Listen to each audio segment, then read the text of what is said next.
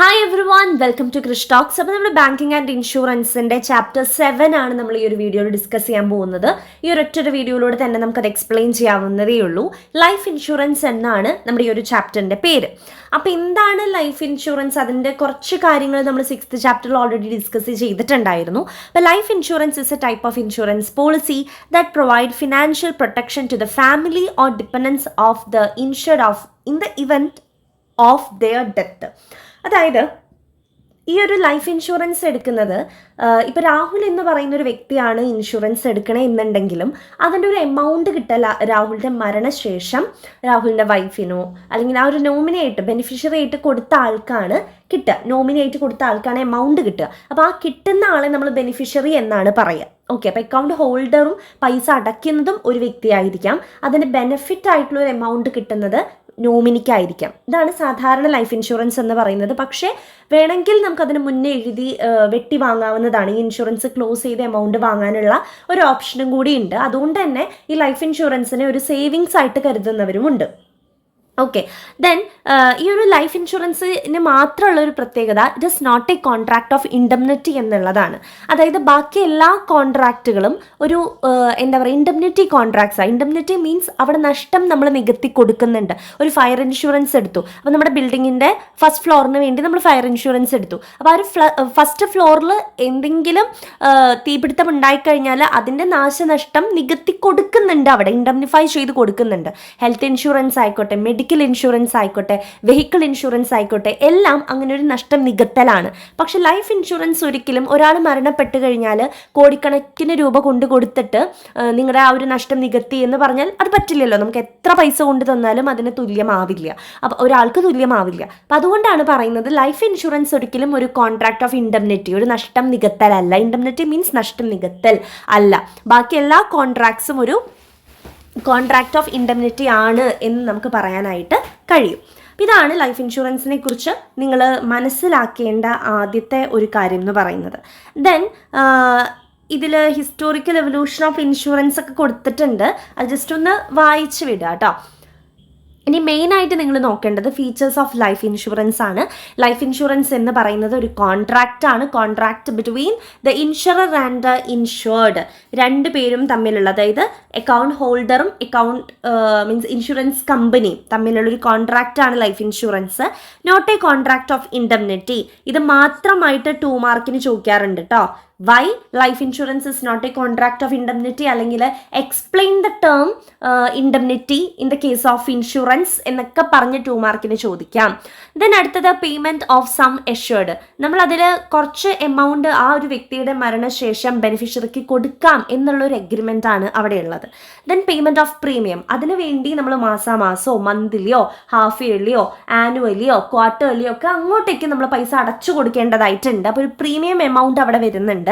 Then insurable interest, തീർച്ചയായിട്ടും അവിടെ ഒരു ഇൻഷുറബിൾ ഇൻട്രസ്റ്റ് ഉണ്ടായിരിക്കണം. Then alternative way of savings. Life insurance എന്ന് പറയുന്നത് ഒരു കൈൻഡ് ഓഫ് സേവിങ്സ് കൂടിയാണ്. ഇപ്പോൾ സാധാരണ ബാക്കിയുള്ള ഇൻഷുറൻസുകളെല്ലാം നമ്മൾ 2 മാസം 6 മാസത്തേക്ക്, 1 കൊല്ലം 2 കൊല്ലത്തേക്കൊക്കെയാണ് എടുക്കാറുള്ളത്. പക്ഷേ ലൈഫ് ഇൻഷുറൻസ് എപ്പോഴും 10-20 കൊല്ലത്തേക്കാണ് എടുക്കാറുള്ളത്. അപ്പോൾ ഇപ്പോൾ ഞാനൊരു 60 വയസ്സ് വരെ ലൈഫ് ഇൻഷുറൻസ് എടുത്തു എന്ന് വിചാരിക്കുക. പക്ഷേ 60 വയസ്സിന് ശേഷം ഞാൻ മരണപ്പെട്ടില്ല എന്നുണ്ടെങ്കിൽ എനിക്ക് അത്രയും നാളത്തെ പൈസ കിട്ടും. മനസ്സിലായി, എഴുതി വാങ്ങാം നമുക്ക്. അങ്ങനെ ഒരു ഓപ്ഷനും കൂടി ഉണ്ട്. അപ്പോൾ അതാണ് ലൈഫ് ഇൻഷുറൻസിൻ്റെ ഫീച്ചേഴ്സായിട്ട് കൊടുത്തിട്ടുള്ളത്. ഇനി ഇമ്പോർട്ടൻസ് ഓഫ് ലൈഫ് ഇൻഷുറൻസ് എന്ന് ചോദിച്ചു കഴിഞ്ഞാൽ പ്രൊട്ടക്ഷൻ എഗെയിൻസ്റ്റ് ഡെത്ത് ആണ്. അതായത് മരണം സംഭവിച്ചു കഴിഞ്ഞാൽ നമ്മുടെ ഫാമിലിക്ക് ഒരു തുക കിട്ടുമല്ലോ, അതാണ്. Then savings for old age. ഞാൻ നേരത്തെ പറഞ്ഞ പോലെ ഒരു സേവിങ്സ് ആണ് ലൈഫ് ഇൻഷുറൻസ് എന്ന് പറയുന്നത്. പ്രൊമോഷൻ ഓഫ് സേവിങ്സ് ആണ്. ദെൻ ഇനീഷ്യേറ്റ്സ് ഇൻവെസ്റ്റ്മെൻറ്റ്, ഒരു ഇൻവെസ്റ്റ്മെൻ്റ് ആണ് ഇവിടെ നടക്കുന്നത്. ക്രെഡിറ്റ് വർത്ത്നെസ്, അതായത് നമ്മുടെ ലോണും കാര്യങ്ങളൊക്കെ ഇത് ത്രൂ കൊടുക്കുന്നൊക്കെ ഉണ്ട് കേട്ടോ. പിന്നെ ഒരു സോഷ്യൽ സെക്യൂരിറ്റി ആണ്. ടാക്സ് ബെനിഫിറ്റ്സ് ഒക്കെ നമുക്ക് കിട്ടും. ടാക്സ് റെഡ്യൂസ് ചെയ്യാനുള്ള കാര്യങ്ങളൊക്കെ നമുക്ക് ഇതിൽ നിന്ന് കിട്ടുന്നതായിരിക്കും. ഇതാണ് അതിൻ്റെ ഇമ്പോർട്ടൻസ് പറയുന്നത്. ഇനി ലൈഫ് ഇൻഷുറൻസ് റിലേറ്റ് ചെയ്തിട്ടുള്ള കുറച്ച് ലോകൾ കൊടുത്തിട്ടുണ്ട്. Insurance act 1938, life insurance corporate act 1956, insurance regulatory and development authority act 1999. അപ്പോൾ ഇത് നമ്മുടെ ഡിസ്റ്റൻ്റ് ആയിട്ടുള്ള കുട്ടികൾ പ്രത്യേകം നോട്ട് ചെയ്യണം, കാരണം നിങ്ങൾക്ക് MCQ ചോദിക്കാൻ സാധ്യതയുണ്ട് കേട്ടോ. അടുത്തത് ജനറൽ പ്രിൻസിപ്പിൾസ് അല്ലെങ്കിൽ essential elements of life insurance contract ആണ്. തീർച്ചയായിട്ടും ഇത് നമ്മൾ ബിസിനസ് റെഗുലേഷൻസ് പഠിച്ചിരുന്ന കുറച്ച് എസെൻഷ്യൽ എലമെന്റ്സ് തന്നെയാണ് ഇവിടെ കൊടുത്തിട്ടുള്ളത്. അതായത് ലൈഫ് ഇൻഷുറൻസ് കോൺട്രാക്റ്റ് എപ്പോഴും ഒരു ഓഫർ ആൻഡ് ആക്സെപ്റ്റൻസ് ആണ്. ഒരു ലൈഫ് ഇൻഷുറൻസ് കമ്പനി ഒരു ഓഫർ വയ്ക്കാനും അത് ഹോൾഡർ ആക്സെപ്റ്റ് ചെയ്യാനും ഇരിക്കുന്നുണ്ട്. അപ്പോൾ അതുകൊണ്ട് ഒരു ഓഫർ ആൻഡ് ആക്സെപ്റ്റൻസ് അവിടെ നടക്കുന്നുണ്ട്. ദെൻ ഒരു ലീഗൽ റിലേഷൻഷിപ്പാണ് നമുക്ക് അവിടെ കാണാൻ സാധിക്കുന്നത്. ദെൻ അങ്ങനെ വേണം, ഒരു ലീഗൽ റിലേഷൻഷിപ്പിന് വേണ്ടിയിട്ടാണല്ലോ നമ്മൾ ലൈഫ് ഇൻഷുറൻസ് എടുക്കുന്നത്. ദെൻ കൺസെൻസസ് അഡിഡിയം എന്ന് വെച്ച് കഴിഞ്ഞാൽ agree upon the same thing in the same sense. Insurer ആയാലും ഇൻഷുർഡ് ആയാലും ആ ഇൻഷുറൻസിനെ പറ്റി കൃത്യമായിട്ടുള്ള കാര്യങ്ങൾ ഒരേപോലെ മനസ്സിലാക്കിയിട്ടുണ്ടായിരിക്കണം. അടുത്തത് കോമ്പിറ്റൻസി ഓഫ് പാർട്ടീസ് ആണ്. അതായത് ആ ആൾക്ക് ഇപ്പോൾ ഞാൻ ഇൻഷുറൻസ് എടുക്കുവാണെങ്കിൽ അതിലേക്ക് എൻ്റർ ആവാനുള്ള എല്ലാ കപ്പാസിറ്റിയും നമുക്ക് ഉണ്ടായിരിക്കണം. സൗണ്ട് മൈൻഡ് ആയിരിക്കണം. ഒരു ക്രിമിനലോ അങ്ങനെയുള്ള ഒരാളൊന്നും ആവരുത്. കാരണം ഇതൊരു കോൺട്രാക്റ്റ് ആണല്ലോ. അപ്പോൾ നമ്മുടെ ബിസിനസ് റെഗുലേഷനിൽ പഠിച്ച പോലെ ഒരു കോൺട്രാക്റ്റിന് വേണ്ട എല്ലാ എസെൻഷ്യൽ എലമെന്റ്സും ഇവിടെയും വേണം കേട്ടോ. ഫ്രീ കൺസെന്റ് ഉണ്ടാവണം, ലോഫുൾ കൺസിഡറേഷൻ ഉണ്ടാവണം, ലീഗൽ ഒബ്ജക്റ്റ് ഉണ്ടാവണം. ഇത്രയാണ് നമ്മുടെ general principles or essential elements of life insurance. എങ്ങനെ ചോദിച്ചാലും നിങ്ങൾക്ക് ഈ ഒരു ആൻസർ തന്നെ എഴുതാം. അടുത്തത് എന്താണ് insurance policy? An insurance policy is a document that outlines the terms and conditions of the insurance contract between the insurer and the insured. അതായത് ഇതൊരു ഡോക്യുമെൻ്റ് ആണ്. ഇൻഷുറൻസിനെ പറ്റിയിട്ടുള്ള എല്ലാ കാര്യങ്ങളും ഡീറ്റെയിൽ ആയിട്ട് എഴുതിയിട്ടുള്ള ഒരു ഡോക്യുമെൻ്റ് ആണ് ഇൻഷുറൻസ് പോളിസി എന്ന് പറയുന്നത്. Then what is nomination? Nomination is the process of appointing the person to receive the sum assured in the event of insured death. അതായത് നമ്മൾ നേരത്തെ പറഞ്ഞ എക്സാമ്പിൾ, ഇപ്പോൾ രാഹുലാണ് പ്രീമിയം അടച്ചുകൊണ്ടിരുന്നിരുന്നത്, മാസം പൈസ അടച്ചുകൊണ്ടിരുന്നിരുന്നതും ലൈഫ് ഇൻഷുറൻസ് എടുത്തതും രാഹുലിന് വേണ്ടിയിട്ടാണ്. പക്ഷെ പൈസ കിട്ടാൻ പോകുന്നത്, ഇൻ കേസ് മരണം സംഭവിച്ചാൽ പൈസ കിട്ടാനായിട്ട് പോകുന്നത് നോമിനിയുടെ പേര് നമ്മൾ വെച്ചിട്ടുണ്ടാവും. രാഹുലിൻ്റെ വൈഫിൻ്റെ പേരോ അമ്മയുടെ പേരോ ഒക്കെ വെച്ചിട്ടുണ്ടായിരിക്കുമല്ലോ. അപ്പോൾ ആ വെക്കുന്ന പ്രോസസ്സാണ് നോമിനേഷൻ എന്ന് പറയുന്നത്. Then എന്താണ് assignment? Assignment is the process of transferring the rights and benefits of the insurance policy to another person. നമ്മുടെ ഇൻഷുറൻസ് പോളിസിയുടെ എല്ലാ റൈറ്റ്സും ബെനിഫിറ്റ്സും, അതായത് നമ്മൾ മൊത്തമായിട്ട് നമ്മുടെ ഇൻഷുറൻസ് വേറൊരാൾക്ക് കൈമാറുകയാണ്. എനിക്കിത് വേണ്ട, ഇനി മുതൽ നീ ഈ ഒരു ഇൻഷുറൻസ് എടുത്തോ എന്ന് പറഞ്ഞ് ട്രാൻസ്ഫർ ചെയ്യുന്നതിനെയാണ് അസൈൻമെൻറ്റ് എന്ന് പറയുക. ഇത് 2 മാർക്കിന് ചോദിച്ചിട്ടുണ്ടായിരുന്നു കേട്ടോ. അപ്പോൾ പലതരം അസൈൻമെൻറ്റ് ഉണ്ട്. മെയിനായിട്ട് 2 ടൈപ്പാണ് വരുന്നത്. കണ്ടീഷണൽ അസൈൻമെൻറ്റും ആബ്സല്യൂട്ട് അസൈൻമെൻറ്റും. കുറച്ച് കണ്ടീഷൻസ് ഒക്കെ പറഞ്ഞുകൊണ്ട് നമ്മൾ കൊടുക്കുന്ന അസൈൻമെൻറ്റ് ആണെങ്കിൽ അത് കണ്ടീഷണൽ അസൈൻമെൻറ്റും. ദെൻ അങ്ങനെ കണ്ടീഷൻസ് ഒന്നും പറയാതെ നമ്മൾ അത് ട്രാൻസ്ഫർ ചെയ്യുവാണെങ്കിൽ അത് ആബ്സല്യൂട്ട് അസൈൻമെൻറ്റും ആണ്. ഓക്കെ. ദെൻ അടുത്തത് title and claims of insurance. Title and claims എന്ന് വെച്ച് കഴിഞ്ഞാൽ റൈറ്റ്സ് ആൻഡ് ബെനിഫിറ്റ്സ് ആണ്. ആ ഒരു ഇൻഷുറൻസ് പോളിസിയുടെ റൈറ്റ്സും ബെനിഫിറ്റ്സും ആണ് ടൈറ്റിൽ ആൻഡ് ക്ലെയിംസിൽ ഉദ്ദേശിക്കുന്നത്.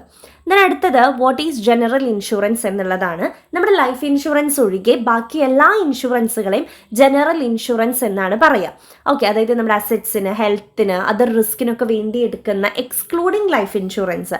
ലൈഫ് ഇൻഷുറൻസ് അല്ലാത്ത എല്ലാ ഇൻഷുറൻസുകളെയും നമ്മൾ വിളിക്കുന്ന പേരെന്താണ്? ജനറൽ ഇൻഷുറൻസ് എന്നുള്ളതാണ്. അതിൽ പല ടൈപ്സ് വരുന്നുണ്ട്. ഇപ്പോൾ കുട്ടികൾക്ക് ഡൗട്ടുള്ള ഒരു കാര്യമാണ്, 6th ചാപ്റ്ററിലും നമ്മൾ കുറച്ച് ടൈപ്സ് ഓഫ് ജനറൽ ഇൻഷുറൻസ് പഠിച്ചിരുന്നു. ഓട്ടോ ഇൻഷുറൻസ്, വെഹിക്കിൾ ഇൻഷുറൻസ് എന്നൊക്കെ പറഞ്ഞിട്ട്. അപ്പോൾ ഇതിലും കുറച്ച് ടൈപ്സ് നമ്മൾ പഠിക്കുന്നുണ്ട്. അപ്പോൾ രണ്ടും മിക്സ് ചെയ്ത് നിങ്ങൾക്ക് എഴുതാം. അതായത് ലൈഫ് ഇൻഷുറൻസ് അല്ലാതെയുള്ള വേറെ ഏത് ഇൻഷുറൻസുകളെയും നമുക്ക് ഈ ടൈപ്സിൽ ഉൾപ്പെടുത്താൻ പറ്റും. അപ്പോൾ പ്രോപ്പർട്ടി ഇൻഷുറൻസ്, നമ്മുടെ ബിൽഡിങ്, ഹോം ഒക്കെ വേണ്ടി എടുക്കുന്ന property insurance. Then liability insurance ഉണ്ട്, മറൈൻ ഇൻഷുറൻസ് ഉണ്ട്, മറൈൻ ഹൾ ഇൻഷുറൻസ് ഉണ്ട്, മറൈൻ കാർഗോ ഇൻഷുറൻസ് ഉണ്ട്, ഫ്രൈറ്റ് ഇൻഷുറൻസ് ഉണ്ട്. ദെൻ ഫ്രൈറ്റ് മീൻസ് ഗുഡ്സ് കേട്ടോ, അതിൻ്റെ ഇൻഷുറൻസ് ഉണ്ട്, ഫയർ ഉണ്ട്, അതർ ഫോംസ് ഓഫ് ഇൻഷുറൻസ്. നമുക്കറിയാവുന്ന മോട്ടർ, ഹെൽത്ത്, മെഡിക്കൽ, ഏത് ഇൻഷുറൻസ് വേണമെങ്കിലും നമുക്ക് ഈ ടൈപ്സ് ചോദിച്ചു കഴിഞ്ഞാൽ എഴുതാം കേട്ടോ. ഇനി കുറച്ച് ലോകൾ കൂടി കൊടുത്തതിൻ്റെ താഴെ ലൈഫ് ഇൻഷുറൻസ് ആക്ട് 1938 ആണ്, ഇന്ത്യൻ മറൈൻ ഇൻഷുറൻസ് ആക്ട് 1963. ഇത് ഡിസ്റ്റൻറ്റുകാരോടാ മിക്കതും ചോദിക്കാറ് കേട്ടോ. ജനറൽ ഇൻഷുറൻസ് ആക്ട് 1972 നമ്മുടെ ഇതിൽ ചോദിക്കാം MCQൽ. Then general insurance business amendment act 2002. അപ്പോൾ ആ ഇയേഴ്സ് ഒന്ന് പഠിച്ചു വയ്ക്കാൻ ശ്രമിക്കുക. MCQ പഠിക്കുമ്പോൾ പഠിച്ചാലും മതി. ഇനി അടുത്തത് എന്താണ് IRDA? Insurance regulatory and development authority എന്നാണ് അതിൻ്റെ പേര്. അതായത് നമ്മുടെ ഇന്ത്യയിൽ ഒരുപാട് ഇൻഷുറൻസ് കമ്പനികളുണ്ട്.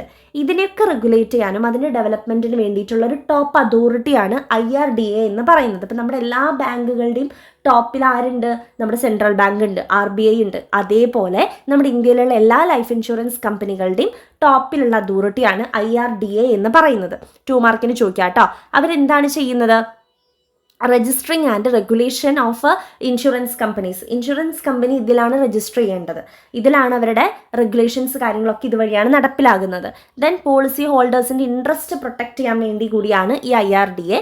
ദെൻ അവരുടെ ഇൻഷുറൻസ് കമ്പനികളുടെ ലൈസൻസും അത് റിലേറ്റ് ചെയ്തിട്ടുള്ള കാര്യങ്ങളും. Then promoting professional organisations in insurance. നമ്മുടെ ഇൻഷുറൻസിലെ എല്ലാ കാര്യങ്ങളും ഒരു പ്രൊഫഷണലായിട്ട് ഓർഗനൈസ് ചെയ്ത് കൊണ്ടുപോകണം എന്നുള്ളൊരു കാര്യം ഇവർ പ്രൊമോട്ട് ചെയ്യുന്നുണ്ട്. എല്ലാ പ്രീമിയത്തിൻ്റെ കാര്യങ്ങളൊക്കെ റെഗുലേറ്റ് ചെയ്യുന്നുണ്ട്. ഫിനാൻഷ്യൽ റിപ്പോർട്ടിൻ്റെ കാര്യങ്ങൾ, ഇൻവെസ്റ്റ്മെൻറ്റേഴ്സ്, സോൾവൻസി മീൻസ് കടം വീട്ടാനുള്ള ഒരു എബിലിറ്റി. ഇൻ കേസ് ഒരു ഇൻഷുറൻസ് കമ്പനിക്ക് ഒരു ഡെപ്റ്റ് വന്നു, ഒരു ലയബിലിറ്റി വന്നു, ആ ഒരു ഡെപ്റ്റ് കവർ ചെയ്യാനായിട്ട് വീട്ടാനുള്ള ഒരു കഴിവ്, ഒരു എബിലിറ്റി ഓരോ ഇൻഷുറൻസ് കമ്പനികൾക്കും ഉണ്ടായിരിക്കണം. അപ്പോൾ അതാണ് സോൾവൻസി. അതെല്ലാം ഇവർ ഉറപ്പ് വരുത്തുന്നുണ്ട്. അങ്ങനെ മൊത്തം നമ്മുടെ ഇൻഷുറൻസ് കമ്പനിയുടെ റെഗുലേഷനും ഡെവലപ്മെൻറ്റും പോളിസി ഹോൾഡേഴ്സിൻ്റെ ഒരു പ്രൊട്ടക്ഷനും കാര്യങ്ങളുമാണ് ഇവർ പ്രൊവൈഡ് ചെയ്യുന്നത്. സോ ഇത്രയാണ് നമ്മുടെ 7th ചാപ്റ്റർ എന്ന് പറയുന്നത്. വെറും ഒരു 10-11 മിനിറ്റ് കൊണ്ട് നിങ്ങൾക്ക് പഠിച്ചെടുക്കാൻ സാധിക്കുന്ന ഒരു ചാപ്റ്ററാണ് നമ്മുടെ 7th ചാപ്റ്റർ. ദെൻ നമുക്കിനി 1-2 ചാപ്റ്ററും കൂടിയാണ് എടുക്കാനുള്ളൂ ബാങ്കിങ്ങിൽ. അതുകൊണ്ട് തന്നെ അപ്ലോഡ് ചെയ്യുന്നതായിരിക്കും. ദെൻ നമുക്ക് ഇമ്പോർട്ടൻ്റ് ആയിട്ടുള്ള ക്വസ്റ്റ്യൻസ് ഒക്കെ ഒന്നും കൂടി ഞാൻ നിങ്ങൾക്ക് പറഞ്ഞുതരാം കേട്ടോ. So all the very best. Thank you.